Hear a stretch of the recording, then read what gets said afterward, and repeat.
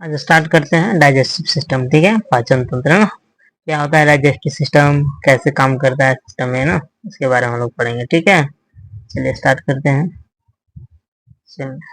System, सबसे पहले system means क्या होता है? तंत्र। मानव शरीर में एक तंत्र अंगों का एक समूह है जो एक विशिष्ट कार्य करने के लिए मिलकर काम करते हैं। ठीक है, जिसे तंत्र सिस्टम कहते हैं ना। A system in the human body in a group of organs that work together to do a specific job। ठीक है, डाइजेशन, डाइजेशन क्या होता है? डाइजेशन पाचन ना। जटिल खाद्य पदार्थों को सरल रूपों में बदलने की प्रक्रिया को पाचन कहते हैं। To process to converting complex food substance into the simpler form is called digestion. Okay, carbohydrate, carbohydrate किसमें टूटता है? तो ग्लूकोज में टूटेगा। वैसे फैट किसमें? फैटी एसिड प्लस कोलेस्ट्रॉल से मिलकर बने। प्रोटीन किसमें टूटेगा? अमीनो एसिड में टूटेगा। ठीक है, यानी टूटना मीन्स छोटा छोटा होकर डाइजेस्ट होना। ऐसे में देखिए कितना जटिल है ना पिक्चर, अब इसे टूट टूट के अलग हो गया। ठीक है, विटामिन और मिनरल शरीर में पाचन नहीं होता है, पहले ही सूक्ष्म सरल रूप में होते हैं, अतः पाचन संभव नहीं है ना। विटामिन और मिनरल्स में पाचन नहीं होता है, याद रखेंगे। ठीक है, पाचन के बाद कार्बोहाइड्रेट परिवर्तित हो जाते हैं किसमें? ग्लूकोज में परिवर्तित हो जाते हैं। ठीक है, नेक्स्ट हम देखते हैं। नेक्स्ट क्या है? चरण। अब स्टेप देखेंगे ना कितने स्टेप में पाचन होता है ना। सबसे पहला स्टेप जो है अंतर्ग्रहण यानी इंजेंशन। ठीक है, इंजेंशन भोजन ग्रहण करने की प्रक्रिया को अंतर्ग्रहण कहलाती है ना। नेक्स्ट है सेकेंड स्टेप पाचन, डाइजेशन ना। जटिल खाद्य पदार्थों को सरल अणुओं में तोड़ने की प्रक्रिया को क्या कहेंगे? पाचन कहेंगे। ठीक है, थर्ड स्टेप क्या है? अवशोषण यानी एब्जॉर्प्शन ना। पचे हुए भोजन को अवशोषण की प्रक्रिया को अवशोषण कहते हैं। ठीक है, फोर्थ नंबर में क्या है? फोर्थ स्टेप स्वांगीकरण यानी एसिमिलेशन। ठीक है, पचे हुए भोजन का उपयोग ऊर्जा के लिए, वृद्धि और मरम्मत के लिए भी करते हैं। ठीक है, फिफ्थ स्टेप क्या है? पांचवा स्टेप मल त्याग या उत्सर्जन, जिसे इजेक्शन बोलते हैं।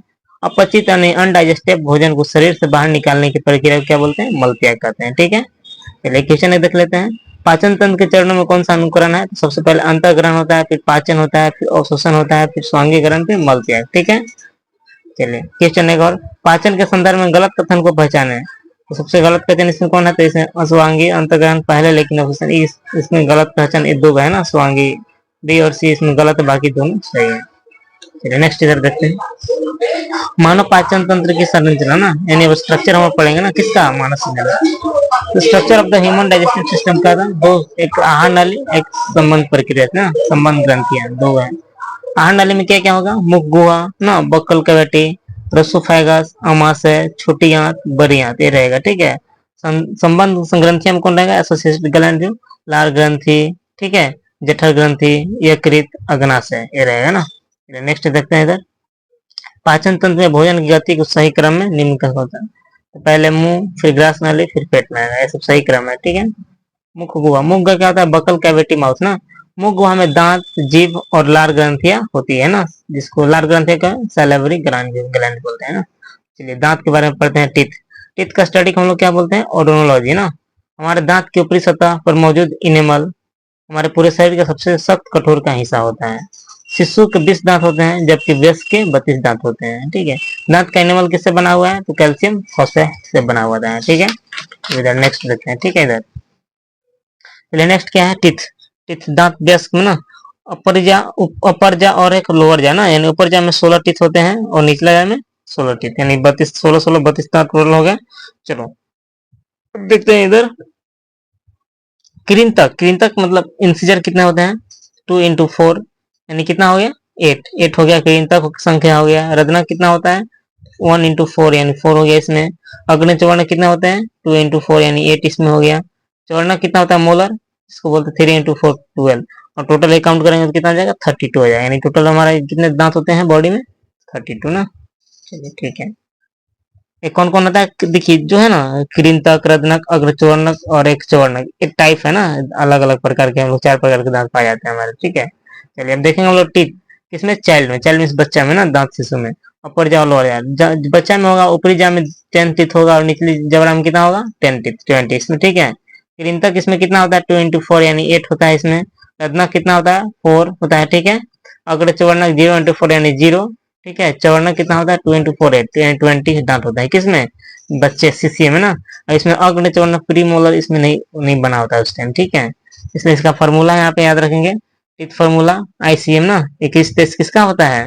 एक स्पेस एस का हो जाएगा, बेस यानी ठीक है, एडल्ट का, और 21 03, ठीक है, 2103 यानी प्री मोलर इसमें नहीं होता है, तो यहाँ 0 हो जाएगा, किसमें, चवर्णक में हो जाएगा ना, या शिशु का हो जाएगा संज्ञा।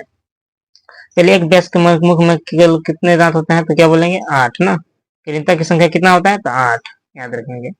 अकलदार विजडम टीथ ना, 18 साल की उम्र के बाद निकलते हैं। They grows after the age of 18 ना, संख्या कितना इसका होता है, 4, या अवशेषीय अंग है, ठीक है। कृंतक कितना होता है, 8 होता है ना। तो इन्हें स्माइल टीथ भी कहते हैं, कृंतक क्या बोलते हैं, स्माइल टीथ ना, इंटीजर को। ये भोजन काटने का काम करते हैं, ठीक है। रत्ना का देखिए क्या काम है, रत्न कहनी रत्न कैनाइन या कस्पिड भी बोलते हैं ना, इसका 4 संख्या होता है, कितना होता है, 4 ना। नुकीले दांत पॉइंटी टीथ होते हैं, कार्य इसका जो चीर फाड़ करना रत्न का काम है ना।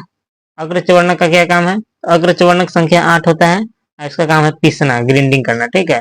चवर्णक कितना होता है, 12, इसका कार्य क्या, महीन पीसना ना, चवर्णक का काम होता है महीन पीसना। मानव के दांतों की विशेषता, गिरिदवंती, विषमदंती और द्विबारदंती, ये 3 होता है ना। डोकोडेंट, हेट्रोडेंट और डाइफाइडोंट, ठीक है, 3 टाइप होता है ना, विशेषता है। 12 दांत जो होता है 1 बार आते हैं सिर्फ, जीवन में 1 ही बार आते हैं ना। 20 दांत जो होता है 2 बार आते हैं ना, याद रखिए ये वाला। ऊपरी जा और लोअर जा है ना, अपर जा और लोअर जा। चलिए,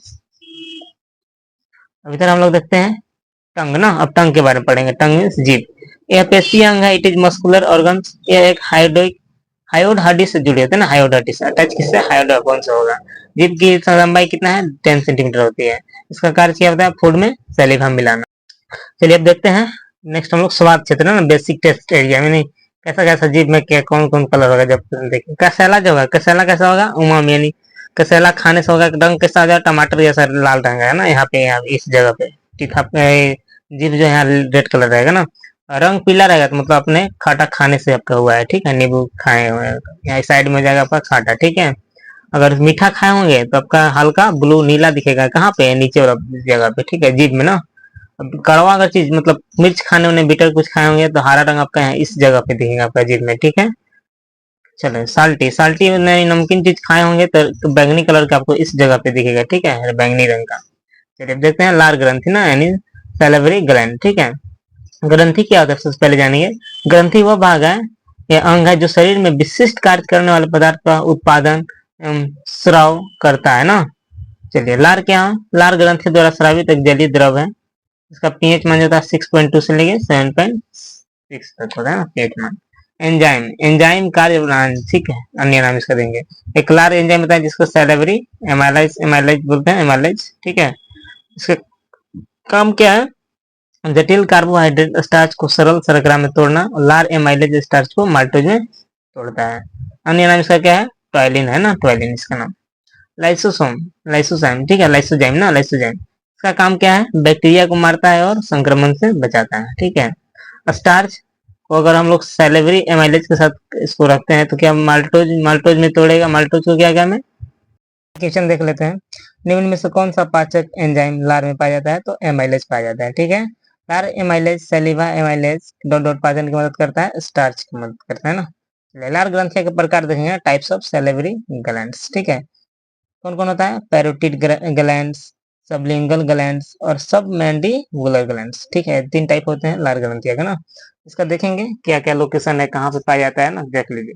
पैरोटिड ग्लैंड जो है वो कहाँ, नियर द ईयर, यानी कान के पास, गाल में पाया जाता है, ठीक है। और ये इसका परसेंटेज कितना होता है सैलिवा ग्लैंड, तो 25% लगभग ना। साइज का क्या होता है, लार्जेस्ट, सबसे बड़ी साइज होता है इसका, ठीक है। और सब मैंडिबुलर जो होता है वो जबड़े के नीचे यानी बिलो द जॉ, एंड 70% इसका सबसे अधिक लार इसे पाया जाता है, ठीक है। और इसका क्या होता है, आकार मीडियम होता है। सब लिंगियल क्या होता है, अंडर जीभ के नीचे, अंडर द टंग ना। और इसका कितना परसेंट सैलिवा इसमें पाया जाता है, 5%, ठीक है। सबसे स्मॉलेस्ट यही होता है ना, सबसे छोटी। नेक्स्ट इधर देखते हैं। चलिए, ग्रास नली में, अब ग्रास नली देखते हैं। ग्रास नली जो है फूड पाइप, यानी इससे क्या होता है, जब आदमी मुंह से नहीं खा पाता है तो इसे फूड पाइप अंदर को लगता है, ग्रास नली में पैक किया जाता है, ठीक है। यह भोजन को क्रमाकुंजन द्वारा मुंह से पेट तक पहुंचाता है ना, यानी it makes the food reach the stomach by the process called peristalsis, ठीक है, पेरिस्टालसिस का बोलते हैं, ठीक है। इसका लंबाई कितना होता है, 25 सेंटीमीटर। भोजन नाली की दीवारों के संकुचन और प्रसरण को क्या बोलते हैं, क्रमाकुंचन गति कहा जाता है ना, क्रम, इसको इंग्लिश में क्या बोलते हैं, पेरिस्टालसिस, ठीक है। नीचे दिए गए चित्र मानव आणविक भाग दर्शाता है, प्रक्रिया सही कैसे बताना है, तो इसमें बता देना है ना, पिक्चर बनाया गया होगा। क्रमाकुंचन पहले होगा, मांसपेशियां दीवारों को लंबरित संकीर्ण कारण होता है ना, ऐसा ही है, ठीक है। अमास है, बस स्टोमैथ के बारे में पढ़ेंगे, ठीक है, अमास स्टोमैथ ना, right. It it J shape, J आकार का होता है ना, कैसा होता है, जे आकार का होता है, कौन, अमास है, ठीक है। पेट में खाना 4-5 घंटे रहता है ना। इनके 3 मुख्य भाग होते हैं, कौन कौन, एक होता है फंडस, एक होता है कार्डिया, एक होता है पाइलोरस, ठीक है, 3 भाग होते हैं ना, ठीक है। इसोफेगस, इसको ऊपरला पार्ट बोलते हैं इसोफेगस, और फंडस जो यहाँ पे होता है ना, यहाँ पे, और कैरला कहाँ पे होता है, कार्डिया यहाँ पे होता है, ठीक है। अब पाइलोरस क्या होता है, यहाँ पे सबसे लास्ट में होता है, ठीक है। एक किसका पिक्चर है, अमाशय का ना, पेट का।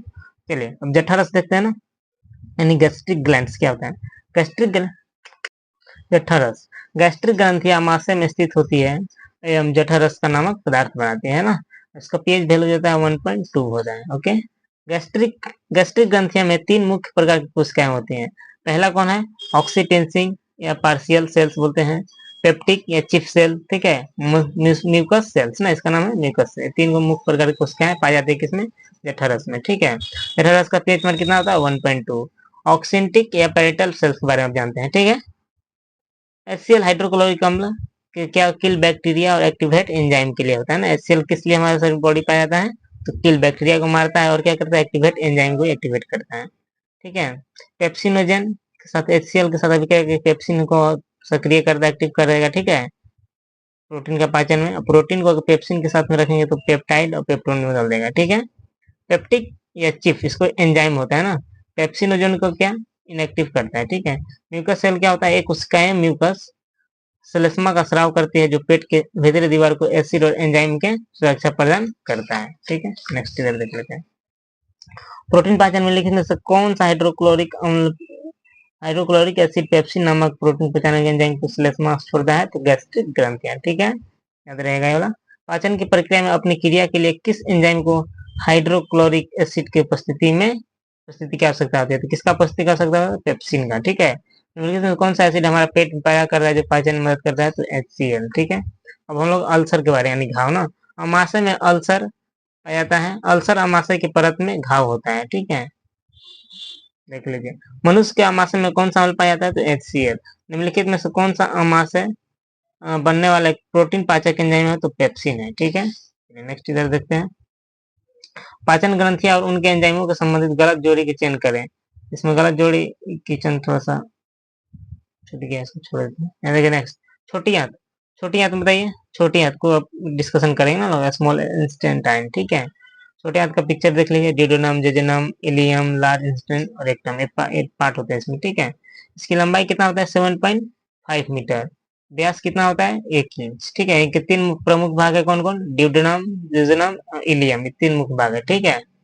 यकृत, यकृत देख लीजिए, स्टडी हेपेटोलॉजी, हेपेटोलॉजी किसका अध्ययन करते हैं, यकृत, लीवर का ना, लीवर। यकृत हमारे शरीर का आंतरिक अंगों का सबसे भारी, वजन 1.5 से लेकर 1.7 केजी तक, सबसे बड़ा अंग है। बाह्य अंगों में त्वचा सबसे बड़ा अंग है। यकृत सबसे बड़ी बहिस्रावी ग्रंथि भी है, ठीक है। अब देखते हैं इधर बाइल जूस ना, बाइल जूस यानी पित्रस, पित्रस के बारे में। पित्रस एक पीले रंग का एक तरल पदार्थ है जो यकृत द्वारा निर्मित होता है और पित्ताशय में जमा रहता है। यह वसा के पाचन में महत्वपूर्ण भूमिका निभाता है ना। पित्त बड़ी वसा के गोलियों को छोटी गोलियों में तोड़ देता है और इसमें एंजाइम लाइपेज के कार्य करने के लिए सतह क्षेत्र बढ़ जाता है। इस प्रक्रिया को पाइसीकरण कहा जाता है ना। पित्त क्षारीय होता है और पेट में छोटी आंत में आने वाले अम्लीय भोजन को क्षारीय करने में मदद करता है, ठीक है। इससे छोटी आंत में पाचन एंजाइमों के कार्य करने के लिए उपयुक्त का पीएच का निर्माण करता है। निर्माण जो होता है 600-700 mg पर डे ना। पीएच इसका जो होता है 7.9 से 8.5 तक होता है। रंग कैसा होता है इसका, पीला रंग ना। पीला रंग किस लिए होता है, बिलिरुबिन और बिलीवर्डिन के कारण है इसका हरा रंग। येलो किसके कारण है, बिलिरुबिन कारण, और हरा रंग किसके कारण होगा, बिलीवर्डिन कारण, बस ध्यान रखना। नोट, इसमें कोई भी एंजाइम नहीं पाया जाता है ना, यानी पित्त रस में क्या भी एंजाइम नहीं पाया जाता है, याद रहे। चलिए क्वेश्चन देखते हैं, निम्नलिखित में से कौन सा मानव शरीर में सबसे बड़ी ग्रंथि है, तो इसमें कौन है, यकृत, ठीक है। कौन सी आकृति मानव शरीर सही स्थान दर्शाती है, तो तीसरा स्थान यहाँ पे रहता है ना, यहाँ पे क्या, यकृत, लीवर ना, यहाँ पाया जाता है। कौन सा पदार्थ पित्ताशय में संग्रहित होता है, तो बाइल ना, पित्त। डॉट डॉट, बड़ी वसा गोलिकाओं का आकार को संकुचित करने से व्यास एंजाइम पर ढंग काम करते हैं, प्रभावी ढंग से एंजाइम कौन सा है इसमें, तो पित्त लवण ना। चलिए, भोजन के पाचन में पित्तला उनका क्या प्रभाव होता है? तो वे बड़ी वसा को गोली में छोटी गोली में तोड़ देता है। ठीक है, निम्नलिखित में से क्या आहार नाल में अम्लीय आहार की छड़ियां प्रयुक्त करता है? पित्तरस। ठीक है, अब यहाँ से देखते हैं अग्नाशय। ठीक है, पेनक्रियाज ना, पेनक्रियाज। पेनक्रियाज क्या होता है? यह अग्नाशय रस का निर्माण 1 लीटर पर डे करता है। इस छोटी आंत को भेज दिया जाता है ना। अग्नाशय रस 3 मुख्य एंजाइम होते हैं पूर्ण पाचक रस ना, एमाइलेज, लाइपेज और ट्रिप्सिन। ठीक है, 3 पाए जाते हैं ना।